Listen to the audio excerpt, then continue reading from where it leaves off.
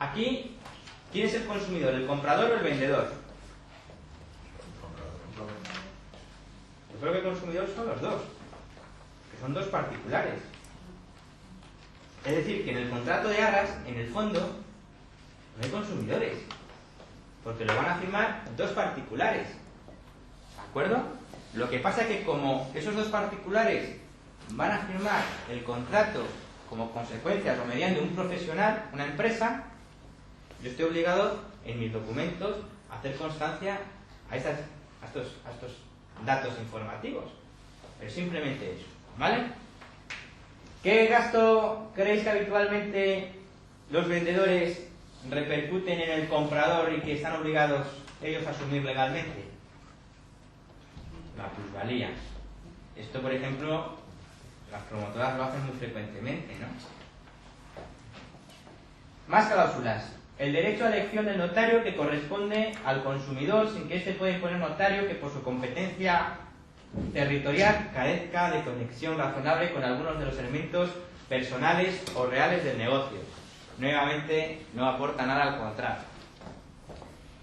Y última, los impuestos devengados hasta la entrega de la vivienda o anexo correrán por cuenta de la parte vendedora. Por su parte, los impuestos y arbitrios de toda clase devengados a partir de la entrega de la vivienda y en su caso anexos correrán por cuenta de la parte compradora.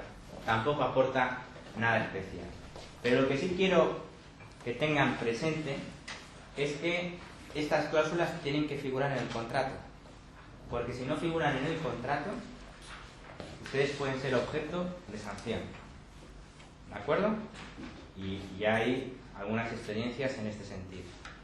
La carencia de estas cláusulas da lugar a una sanción leve, que por ejemplo aquí en la Comunidad de Madrid pues puede oscilar una multa que llega hasta incluso los 3.000 euros. Una vez que se ha identificado el inmueble y se ha dejado constancia incorporándolo como anexo de la situación registral del mismo y esas cláusulas, dice la estipulación primera: el comprador adquiere la vivienda como cuerpo cierto, es decir, la conoce previamente. ¿Saben qué significa realmente que algo se adquiere como cuerpo cierto? Que se adquiere en función de lo que queda dentro, en este caso, como se trata de un inmueble, de las lindes, de los límites del inmueble. Es decir, yo no adquiero ese inmueble en razón de su superficie, sino lo adquiero en función de lo que queda dentro, del perímetro, dentro de las lindes del inmueble. Eso es lo que significa que se adquiere como cuerpo cierto. De tal manera que si yo adquiero una vivienda como cuerpo cierto, me habían dicho a título informativo que esa vivienda tenía 120 metros cuadrados y luego constato que tiene 110, ¿puedo resolver esa compraventa o ejercitar una acción que se llama de quanti minoris? Es decir, ¿puedo reducir el precio de la venta porque no coincide la superficie que me habían dicho con la que tiene? No, porque la había adquirido como cuerpo cierto. Es decir, no había tenido en cuenta a la hora de adquirirlo los metros, había tenido en cuenta lo que quedaba dentro de los límites del inmueble. Eso es jurídicamente lo que significa que el comprador lo adquiere como cuerpo cierto. Segunda, dice: el comprador entrega en este acto la cantidad de, y aparecen puntos suspensivos y luego entre paréntesis el signo del euro. Ahí tengo que dejar reseñado el importe que se entrega. Y tengo que dejarlo reseñado en primer lugar en letra y entre paréntesis en cifra, en número. ¿De acuerdo? Aquí dice que se entregan en cheque nominativo a favor de don fulanito de tal en calidad de propietario. Bueno, pues es una opción. Pero la práctica es que esas cantidades se entreguen en metálico. Pues simplemente tengo que decir o quitar del documento el cheque nominativo y decir que se entrega la cantidad de 3.000 euros, por ejemplo, en metálico. Y sigue diciendo la cláusula: como arras y señal para la compra del inmueble antes descrito, sirviendo este documento como recibo de pago de dicha cantidad. Y añade: dichas cantidades tendrán el carácter de arras penitenciales, conforme a lo dispuesto en el artículo 1454 del Código Civil, pudiendo rescindirse el contrato allanándose el comprador a perderlas o el vendedor a devolverlas por duplicado.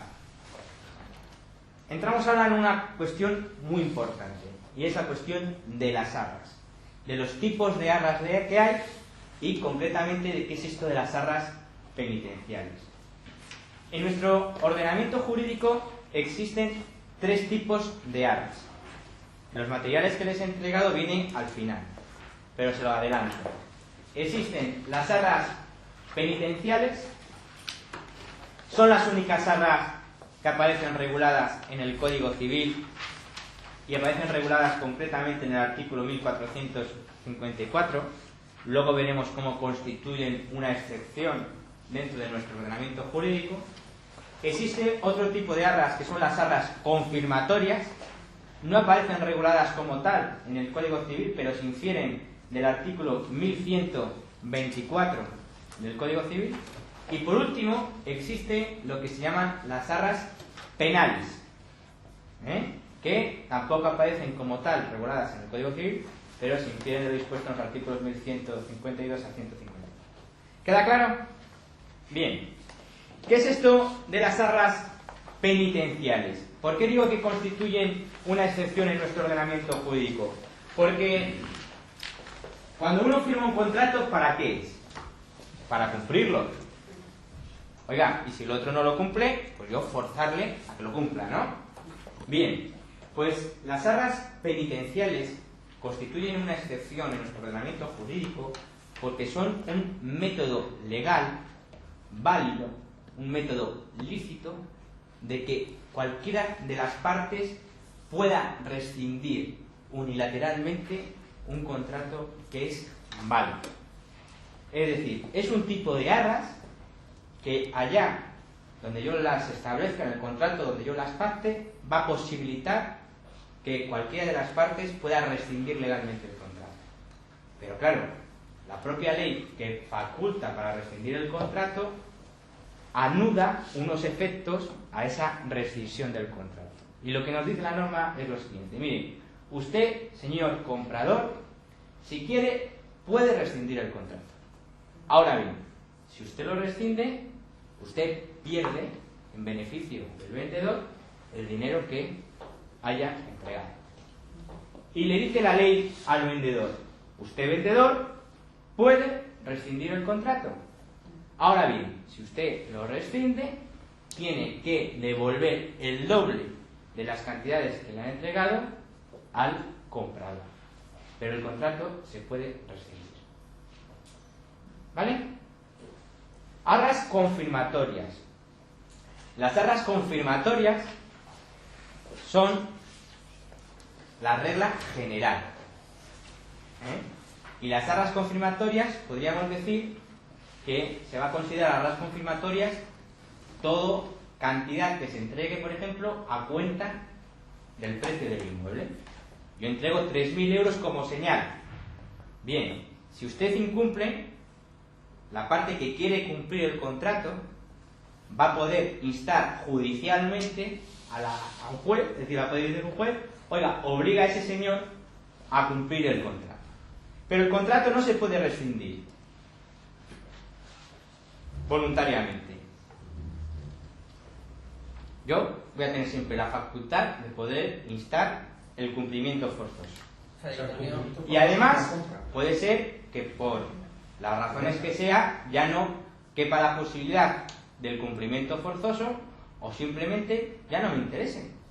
Una vez que tú has incumplido, pues puede ser que yo me haya hecho otra componenda de lugar y ahora tengo otros intereses. Pero en todo caso, como tú has incumplido y a mí ya no me interesa pedirte el cumplimiento forzoso, lo que yo voy a poder pedirte es una indemnización por daños y perjuicios.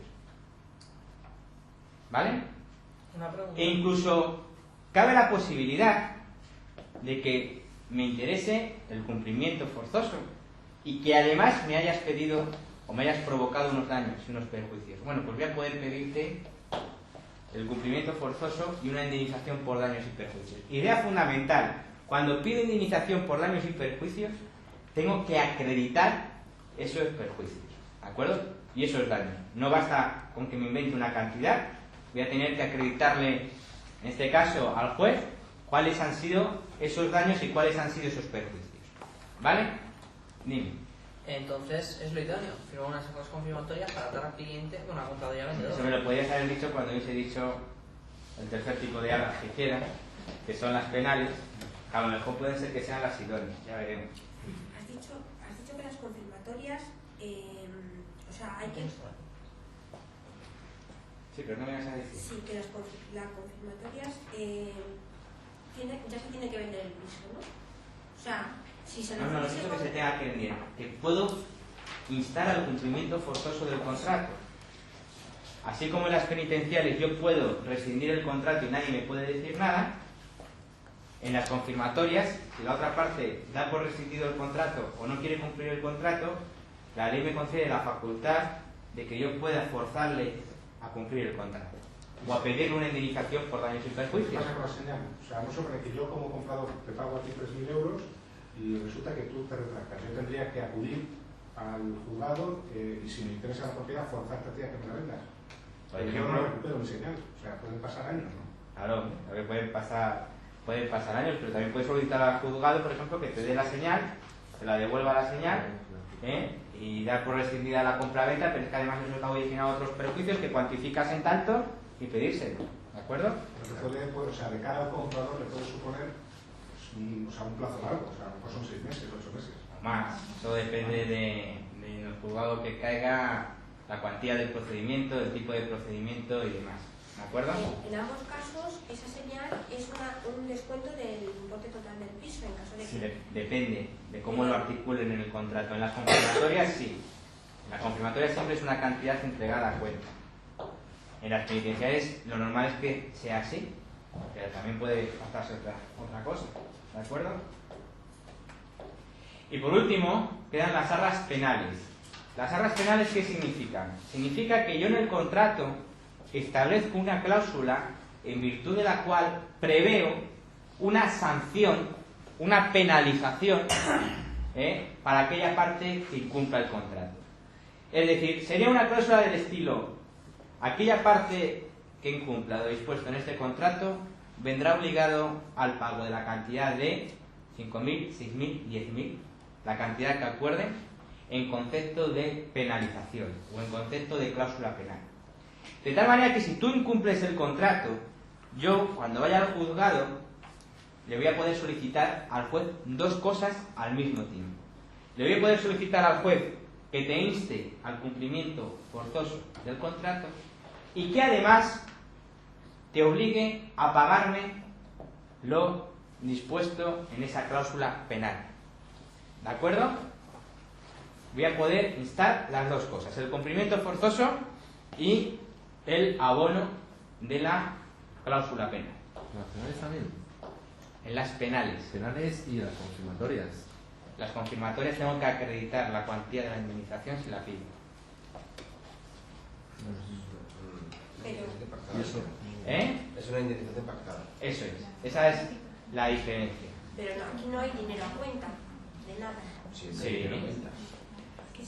Claro, yo entrego como señal 3.000 euros, pero además establezco una cláusula que dice que en caso de incumplimiento, la parte que incumpla vendrá obligada al pago de la cantidad que puede ser el doble, el triple o 10 veces ese importe en concepto de cláusula penal.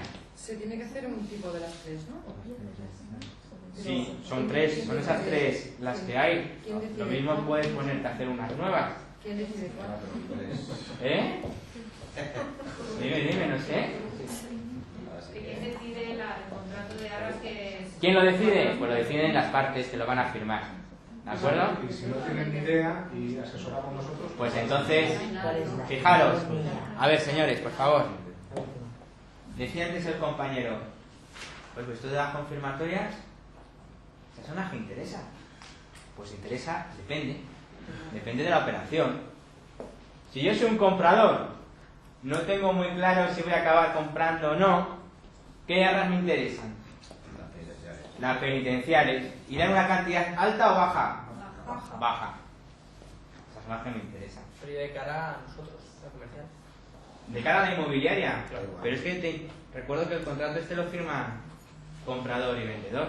Ya, pero a ver, nosotros proponerles, en caso de que ellos no sepan qué clase de arras firmar, nosotros proponerle, bueno, las penales. O sea, tú, por ejemplo, le propondrías a un señor sabiendo, por ejemplo, que hay un alto porcentaje de que no le den el préstamo, un tipo de señal en el que, por ejemplo, luego le podéis instar una penalización o una indemnización. Pues depende de cómo me pille. Ahí. Esos escrúpulos. Eso lo borraremos en el vídeo. Bueno, pues ahí está.